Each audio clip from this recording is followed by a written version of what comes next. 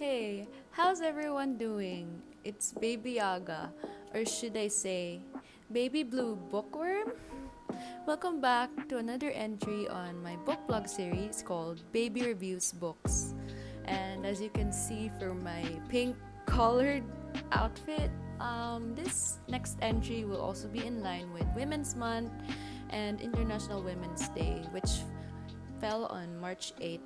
So, as usual, the written version of this blog will be available in the link in the description below. So if you want to read alongside my commentary, just check out the link. So for this entry, we'll be talking about Margaret Atwood's The Handmaid's Tale. So it is a 20th century classic. And I want to ask you guys a question. What if we lived in a society that was dictated by religion and tradition? Well, Atwood's classic paints an eerie dystopian society controlled by religious beliefs, including using titles such as Commander of the Faithful, Eyes of God, Marthas, and locations such as Milk and Honey or the Rachel and Leah Re-Education Center in the Republic of, and I might be butchering these names, but I will just for consistency, I will be using one pronunciation. So, in the Republic of Gilead, which was once the United States, everyone is dependent on two things: bearing children, and, believe it or not, as dark as the story gets, the oppression of women. And when Rachel saw that she bare Jacob no children, Rachel envied her sister, and said unto Jacob, Give me children, or else I die. And Jacob's anger was kindled against Rachel, and he said, Am I in God's stead, who hath withheld from thee the fruit of the womb? And she said, Behold, my maid Bilhah, go in unto her, and she shall bear upon my knees, that I may also have children by her. But as to myself, having been wearied out for many years with offering vain, idle, visionary thoughts, and at length utterly despairing of success, I fortunately fell upon this proposal. In the desert there is no sign that says, Thou shalt not eat stones. So these are just some quotes and verses presented before the beginning of the book. The first one is specifically from the Bible, from the book of Genesis, chapter 30, verses 1 to 3. So I believe, if I'm not mistaken, that's from the Old Testament. So in Gilead, many of the women's roles lie in certain factors, covering their body with color-coded uniforms, such as for the handmaids, like the main character, they wear red. There's also women's education, which include either childbearing lessons or domestic work, as well as women being forbidden to read. For our main character, named Offred, whom many of Atwood's readers have guessed her real name was June. Why do we never learn the real name of the central character? I have often been asked. Because, I reply, so many people throughout history have had their names changed or have simply disappeared from view. Some have deduced that Offred's real name is June, since all of the names whispered among the handmaids in the gymnasium or dormitory, June is the only one that never appears again. That was not my original thought, but it fits, so readers are welcome to it if they wish. We learned to whisper almost without sound. In the semi-darkness, we could stretch out our arms, when the aunts weren't looking, and touch each other's hands across space. We learned to lip read, our heads flat on the beds, turned sideways, watching each other's mouths. In this way, we exchanged names from bed to bed. Alma, Janine, Dolores, Moira, June. Offred is a handmaid, a fertile woman who is assigned to a commander who is a male member of the elites of Gilead. Her role is as follows. As a fertile woman, Offred is to bear offspring for him, the commander, due to the fact that the commander's wife is barren or unable to bear children of her own. In this society, it is even deemed almost as a threat to blame a man for being sterile and the fault of being unable to conceive for a child. And in the end, it is used against a woman, calling her quote-unquote barren like the commander's wife. Because of this, the handmaids are expected to conceive a baby with the commander himself only on a specific day or occasion, known as the ceremony, after a child is born from the handmaid, on its birthday, the child is immediately taken away from her, and its beneficiaries would be the commander and his wife. So, have you noticed anything so far after listening to the second paragraph? In Atwood's novel, or rather in this Republic of Gilead, special terms or titles are used to describe many of the characters or classes and hierarchies portrayed throughout the novel. So, for a brief definition of some terms, so first we have the commander, also known as the commander of the faithful, who is a male member of the Gilead's elite. If he is married, his wife is called, well, a wife with a capital W. Meanwhile, angels refer to a soldier of Gilead's army, and guardians of the faith, also known as guardians, they are members of the police force who are deemed either A, too weak, B, too old, or C, too young, and are usually assigned to commanders instead as their servants. There are also the aunts, who are usually disciplinarians or midwives, who set out to teach women, usually handmaids, about the new Gileadian society compared to teachers.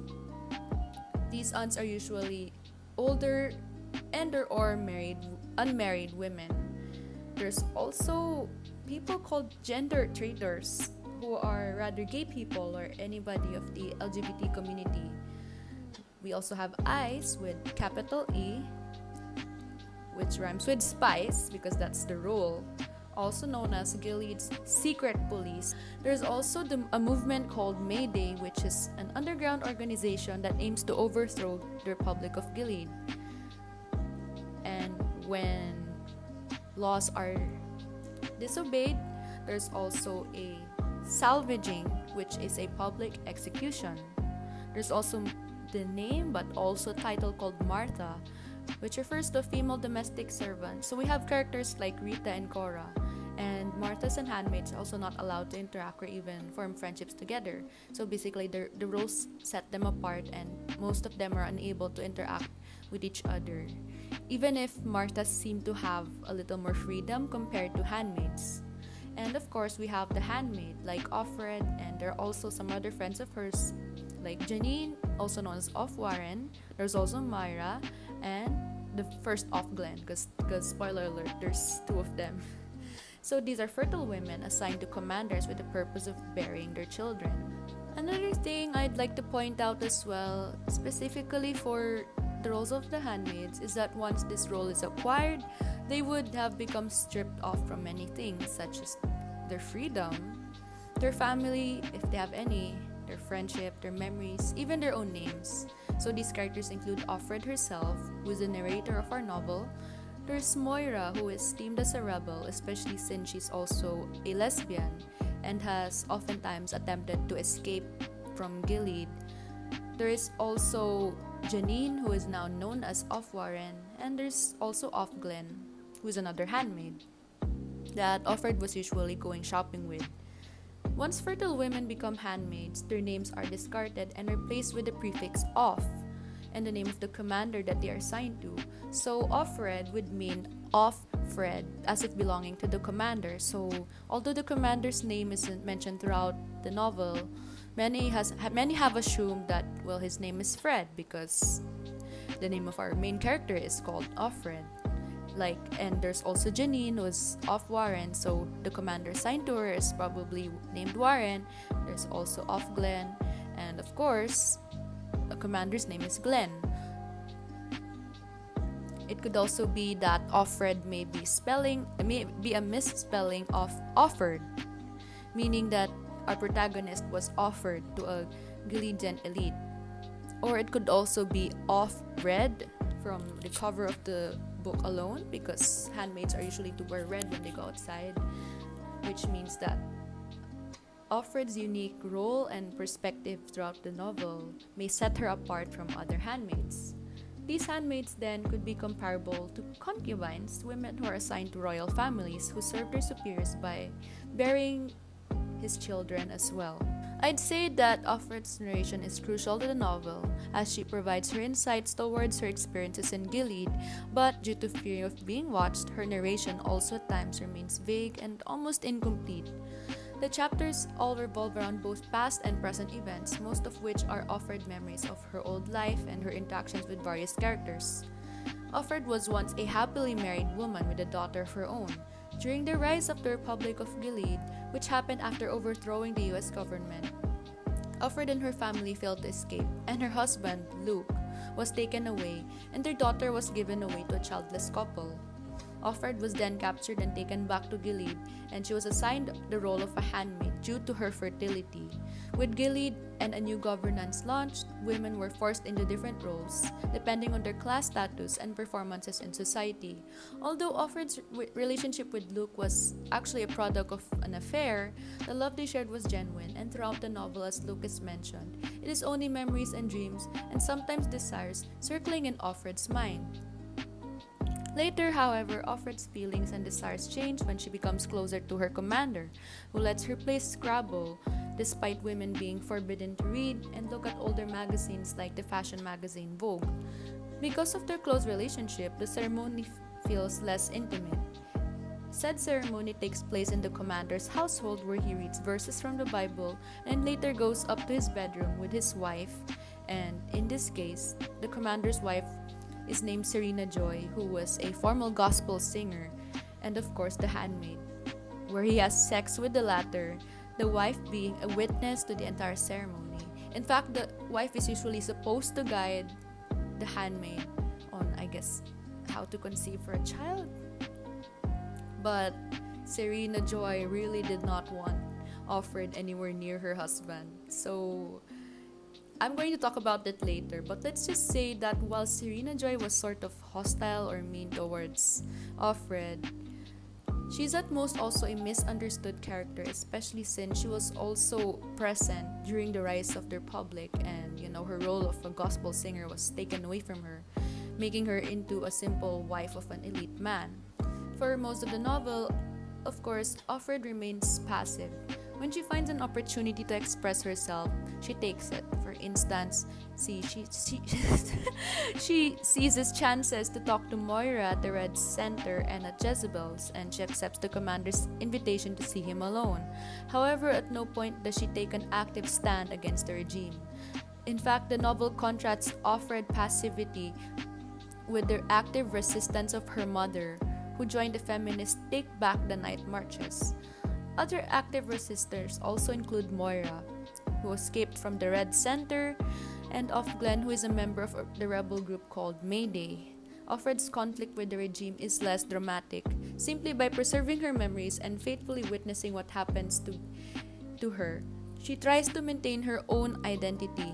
The novel argues that Offred's minimal resistance is all that can be expected of most oppressed people, and that her resistance has value. Themes to also take note in the story would be the oppression of women, especially on their bodies, as previously mentioned. Like Offred, her whole life and purpose were stripped off when she became a handmaid, wherein the state tackles the problem head-on by assuming complete control of women's bodies through their political subjugation. Women cannot vote, hold property or jobs, read, or do anything else that might allow them to become subversive or independent, and thereby undermine their husbands or the state. Despite all of Gilead's pro-women rhetoric, such subjugation creates a society in which women are treated as subhuman. They are reduced to their fertility and treated as nothing more than a set of ovaries and a womb. Any woman as well who becomes independent or refuses to conform to the ideals of Gilead society is labeled as unwomen or unwoman, especially towards feminists, setting them apart from society. Language then becomes a tool with the huge glossary of terms and titles in Atwood's novel. It has also been used as a means of exploitation and segregation, whereas men are defined by their military rank and women are defined solely by their gender roles as wives, handmaids, or martas, and also aunts. Stripping them of permanent individual names also strips them of their individuality. Feminists and deformed babies are treated as subhuman, denoted by the previously mentioned unwomen and unbabies. In fact, when Janine, aka Offwarren, gives birth, the baby happens to be deformed with a few abnormalities, and it's labeled as an unbaby, and usually these unbabies are thrown away or disregarded as members of society. These titles and rankings alone define a person, almost even defining their worth as well. While wives are the female spouses of married men in the elite, handmaids like Offred are treated as nothing but only women made useful because of their bodies, their fertility. And Marthas are just domestic workers. Dystopian novels about the dangers of totalitarian society frequently explore the connection between a state's repression of its subjects and its perversion of language, with The Handmaid's Tale carrying on this tradition. Gilead maintains its control over women's body by maintaining control over names, such as Janine being stripped of her own name.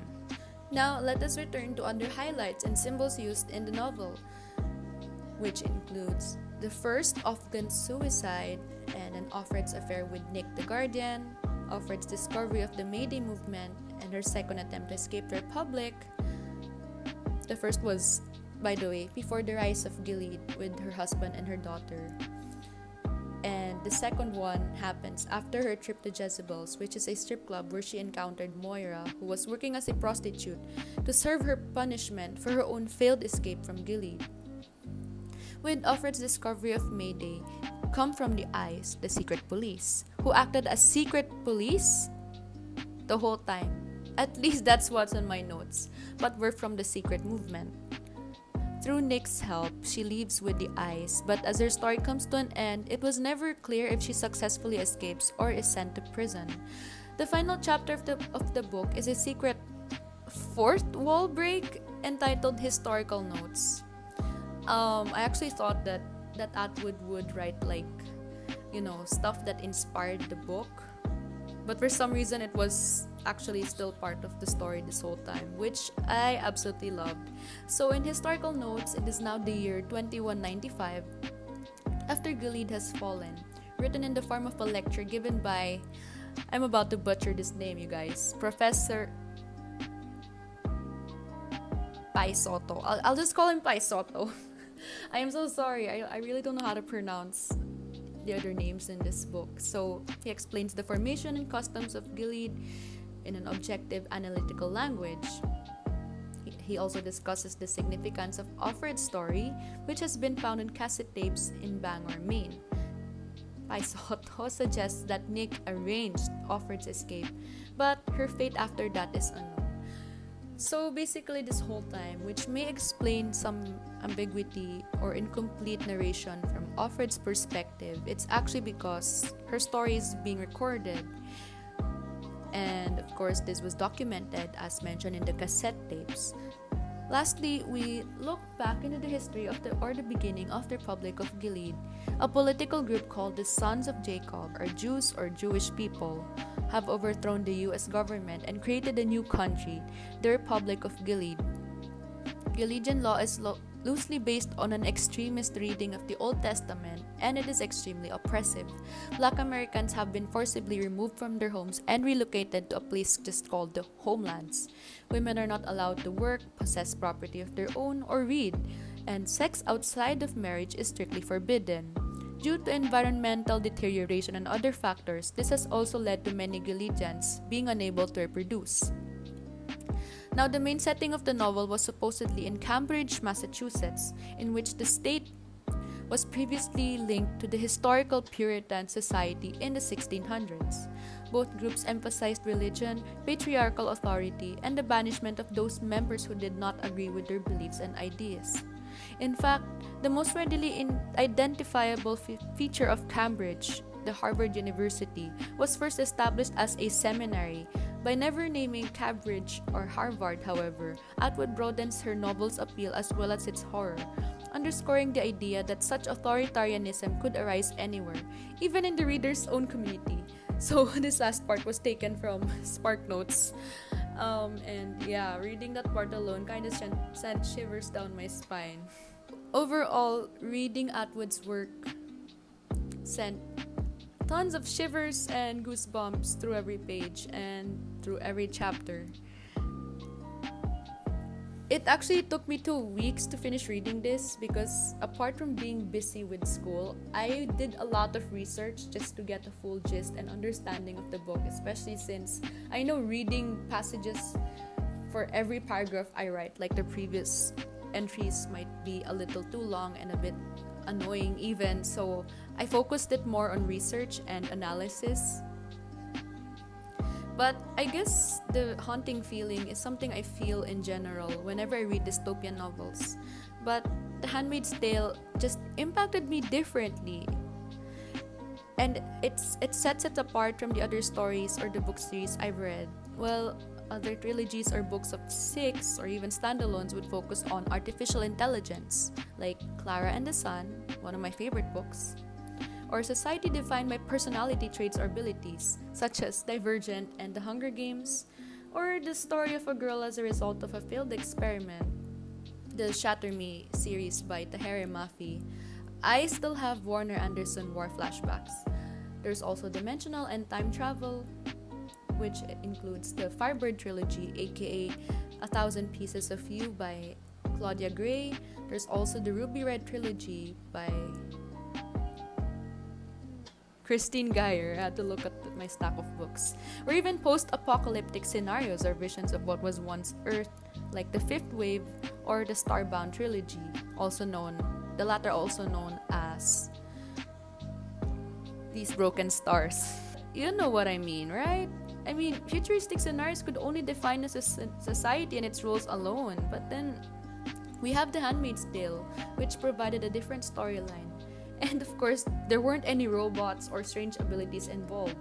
Rather, like the events of my favorite classic novel, Fahrenheit 451 by Ray Bradbury, the society classified you according to your soul and best purpose, and it oppressed you for having memories of the past or even any opposing ideals. While the aforementioned novel by Ray Bradbury himself imagines a society where books are forbidden, the extreme is also very much observed as well in Atwood's novel, with women being forbidden to read. I hope, of course, you still learn something new as we explore this chilling and intriguing novel altogether. As this was published in the 20th century, though, I leave you a question. Do you think Atwood's perspectives towards dystopian worlds and even the roles of women would change now in the 21st century? Or would it still remain the same? As in, if she wrote this book in the 21st century or sometime in the present now, do you think her reimagination of a society like Gilead be different, or would it remain the same? So I hope you guys think that through. That will be your assignment. So I hope you guys enjoyed this book blog episode, and thank you so much for watching and joining me on this journey. Of course, in line with Women's Month, I also would like to give a special shout out to, all the women out there. I guess including myself. It also made sense that I decided to tackle more of Atwood's novel right on the beginning of Women's Month, because I actually like to think that her experiences in Gilead also contributes to a portrait of a mother, because there are memories of her child being taken away from her. There's also the life she could have continued living if she never became a handmaid, and there's also the difficulty of being reduced to your own title or your own purpose just because of the world you're living in. As far as dystopian novels are concerned, I guess another thing that makes these kinds of books so appealing is that even if they're just works of fiction, they still have that eerie sense of symbolism that may also be present in real life. Like, some women are still being oppressed today. Rather, some societies or some communities or even some people still follow traditional values and how they see women alone. So let Atwood's novel and other dystopian novels be a reminder that while these are works of fiction, there's still some real life mirroring that you may actually not even know still happens today. So thank you guys so much for watching. If you liked this episode, please subscribe to my channel And if you're interested, you may follow my book blog as well. I will admit it was a lot to digest. Like, of all the dystopian novels I've read my whole life, The Handmaid's Tale was actually a lot tougher to digest compared to like Divergent, The Hunger Games. Not that I'm comparing it. I actually think that this is a really good novel, that this deserves more attention, that Atwood definitely did a great job writing this. Like, she just created an entire world that is just different from the ones that I have visited, even the ones that I've had in my dreams. So yeah, thank you guys so much for watching, and I'll see you in the next book blog episode. This was Baby Reviews Books. Happy Women's Day, and girls, we rule. Bye. So, something else I also want to point out. Yes, I do have these books. I have Shatter Me over there. There is also, yeah, ignore the Twilight ones. There's also the Ruby Red series, which is super good. Would actually recommend it. Hunger Games in the back. I believe there's